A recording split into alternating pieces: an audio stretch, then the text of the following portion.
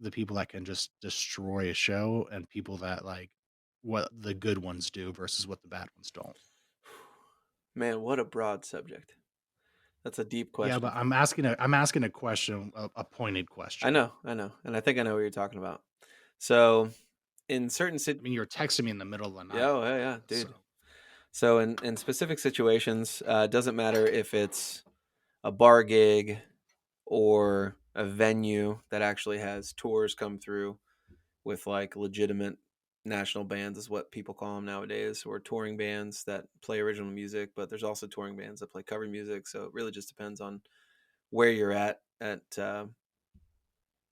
your certain venue or whatever, what you're dealing with. But most bars that have music and most venues have house guys that work as either front of house guys or monitors or stage managers or booking agents or whatever. It doesn't have to be guys; it can be any gender.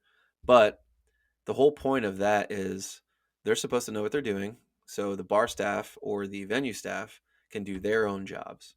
Worry about the bar, worry about the rest of the venue, worry about ticket sales, worry about security, worry about maintenance, because all of those things are important too.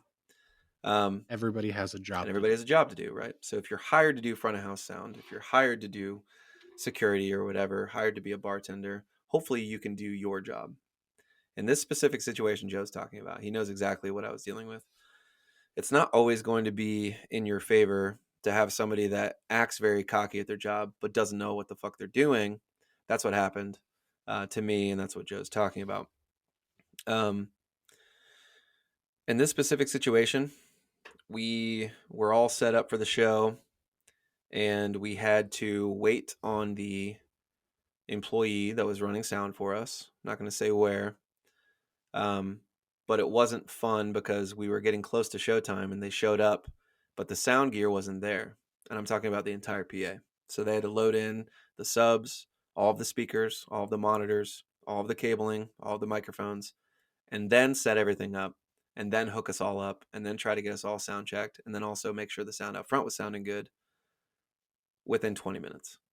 One person, nobody from the or venue, bar venue, actually came out to help him. So like we're in the middle of eating our dinner because we had late dinner. Um, when this guy came in, started loading stuff in, and he came over to our table. He's like, "I assume you guys are the band," and we were like, "Yeah, what's going on, man?" It's kind of weird at first, and we introduced, and he was really nice or whatever. And he was like, "I got to load some stuff in, but what do you guys need?" He was asking us what we need, and we told him, and he was really confused by the fact that I didn't need a monitor. I just needed a line to my mixer. And he said, "But do you need the same mix as them?" And I was like, "No, I would like to have my own mix if that's possible." And he was like, "You guys will all want your own mix?" And I was like, "Yeah." Billy said, "Yeah." All these other people that we're playing with said, "Yeah," which is pretty normal, by the way. If you have the ability to have more than one monitor, you should be able to have the ability to do more than one monitor mix, which isn't that hard. So he was like, "Well, I can give you guys all up front the same monitor mix and maybe him a different one." And I was like, "It's really that big of a deal. We can all have the same one. I know it's last minute and we're like almost showtime. So, like, whatever we need to do, it's totally fine. But I prefer to at least hear guitar and vocals. I can feel the bass because it's a small venue. I don't need to hear my drums because they're right in front of me and I'm playing them." He was like, "You don't need drums?" I was like, "No. I'm just like, let's get some stuff in. Let's do this." Because he was like dragging his feet and this is now 17 minutes before showtime. So he finally starts getting the stuff in. Billy finishes eating. He's like, "Should we go help him?" I was like, "I guess we can try." We asked him. He was like, "Yeah, I mean, if you want to go grab the rest of the speakers, you can." There was like 6 speakers left. I was like, "Okay, so like the rest of it, cool." So the three guys go do that while I'm helping him set up what's on stage. Um, it just was chaos left and right. And the first kick microphone he put in after our first set, he switches out. I'm like, "What's going on?" He's like, "Oh, that kick mic didn't work." I was like, "At all?" He's like, "No." I was like, "Okay." So was I hearing the kick through like everybody else's microphones? He's like, "Yeah, there's a lot of reflection on the walls and stuff going on." I was like, "Cool." So when you asked me if I wanted more kick and I told you yes, you were giving me nothing. He said, "Yeah." I was like, "Cool." Check that off as another what what is this guy getting paid for? Because anybody in the world can take something from a car, put it on stage, plug in a bunch of microphones and act like they know what they're doing. That's the easiest job in the world. Anybody could do that.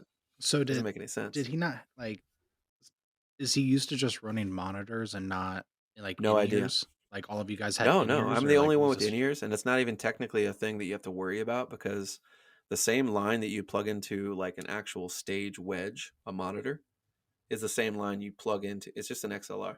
You would plug that straight into my mixer. So the only difference is my mix is coming to my ears and not projecting anywhere else on stage, right? So it's not hard. It's the same thing as having an on-stage wedge. That's what everyone needs to know, and it should be public knowledge for anybody that's a musician or works in the music industry. Like a wedge or in-ears, the only difference is no more stage volume. You can still get a wedge mix in your in-ear monitor mix because a monitor is a wedge. It's the same thing. So like shouldn't have been rocket science, and he made it seem like it was. It was just so stupid. But we had bass buzzing the entire time. He couldn't fix that. He changed out the kick mic, but then Billy's mic was feeding back a little bit. There were different things during the entire time. It was just like our guitar player kept asking for more guitar. I needed more guitar too. Um, it was just yeah. I don't think he's used to running sound. I don't think it was a full time thing because he showed up late because he has a day job. So and the part frustrating time thing job. is the people in the crowd don't know this. They just think that these morons on stage are fucking this all up. Like, they have no idea that it's Right. has nothing to do with that. Luckily, um, crowd had a good time. They were super into it. Um, Mhm. a lot of people dancing, asking for songs, cheering, getting stoked. Last time I played there, it wasn't that way. So I think overall it was pretty good. But yeah, That's dealing cool, with man. the sound person in general, if they don't know what they're doing but act cocky and then treat you like you don't know what you're doing, it's pretty frustrating.